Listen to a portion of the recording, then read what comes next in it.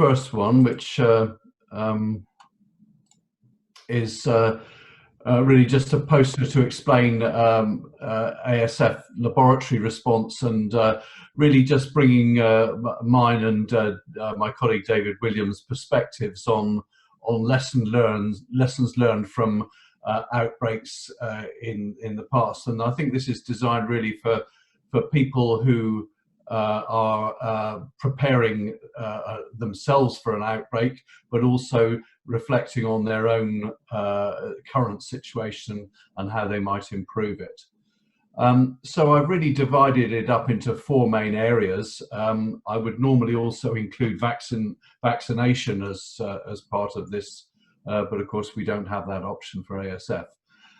In terms of preparedness, I think it's important to have sufficient staff trained at all times to manage a fairly small outbreak, but also with plans to scale up and maintain vigilance so that you know what risks are going on, and have good dialogue with your neighbours, and have good contingency plans in place, and as I said, this peacetime core capacity response, and be very energetic in investigating suspect cases. Regard them all as positive until you've decided that they're negative based on testing. Don't delay. You can do some passive testing. It's useful, because especially where you're already taking samples to confirm that animals are negative to another disease. If you've already got them in the lab, they provide an extra useful addition. They are of limited value because they're invariably healthy animals, but it does provide extra data for your annual return to OIE. There's, generally speaking, no active surveillance. We know from past experience of African swine fever in Europe that passive surveillance, checking animals found dead or with clinical signs, is far more effective than testing apparently healthy animals. So be prepared with comprehensive contingency plans as well, and incorporate an amber alert when you see that there's a threat, there's an outbreak on your neighborhood, and think beyond the worst case scenario. Don't just think that there'll be a small outbreak and you'll contain it. Think about maybe even that you have 2 or 3 outbreaks of different diseases at the same time, and how you might cope with that. And if you have any concerns at the bench or at the administration level, make sure that your concerns are listened to. And I've just put in some pictures here about, because we always talk about pork, but we don't often talk about dry cured meats. They can be just as dangerous for African swine fever. So I just wanted to highlight that and that photograph on the right-hand side, I photographed in an airport in Singapore, I think it was. So it's very important to make sure that just dried pork products are considered as much a risk as fresh pork.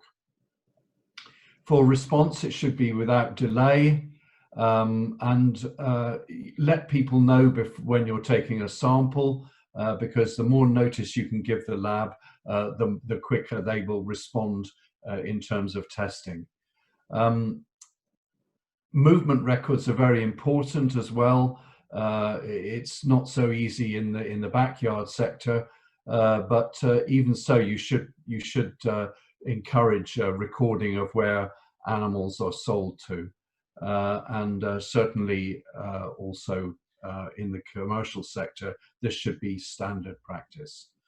There have been problems with tracing due to handwritten records, so do encourage the use of apps, and there are several which are freely available online, even freely available to people with a mobile phone. And I've been touring in places like Myanmar, And the backyard farmers have been very proud to show me their app with all their data of their pig on. So do encourage it. It's a wonderful way of finding out some of the background when you do an investigation.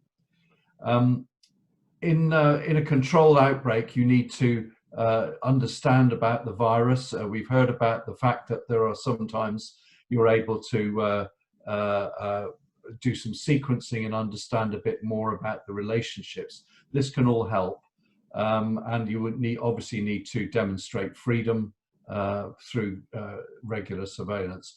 And it's really important to take those tough early decisions.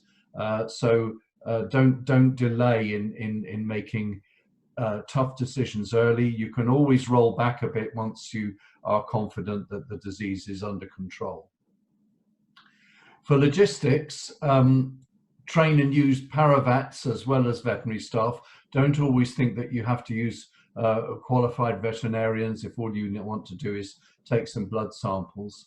And also don't be afraid of calling in the Army or National Guard. They are professional logisticians, and sometimes it's better to involve them early and make sure that you get things under control. It's especially useful for things like carcass disposal and that sort of thing, and incorporate them into your contingency plan and involve them in practices.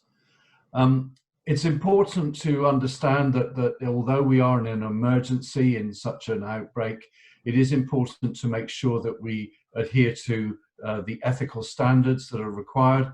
So make sure that your slaughterers are trained and registered and prioritize slaughtering based on the risk posed by a particular farm and dispose of by landfills or rendering.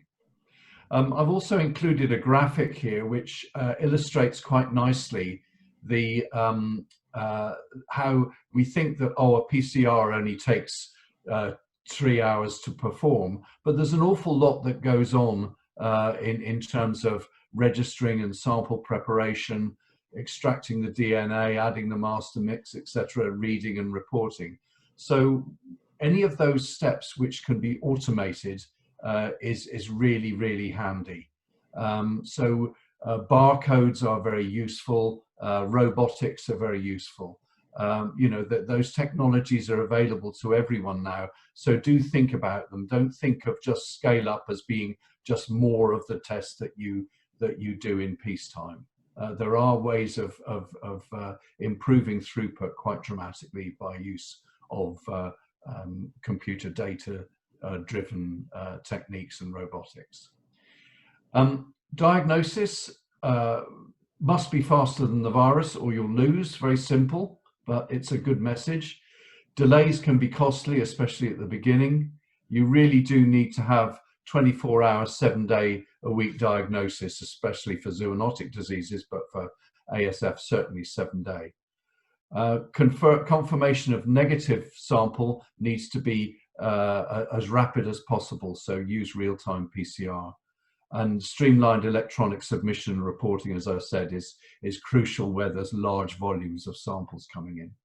And finally, my sort of 40-odd years of controlling outbreaks, I've come up with 5 false assumptions, which are that clinical signs will always be present, that animal movements will stop when you say they do, that all routes of introduction contacts will be revealed, that disinfection and biosecurity will be effective and adhered to, and that the internet is your friend. Thank you very much.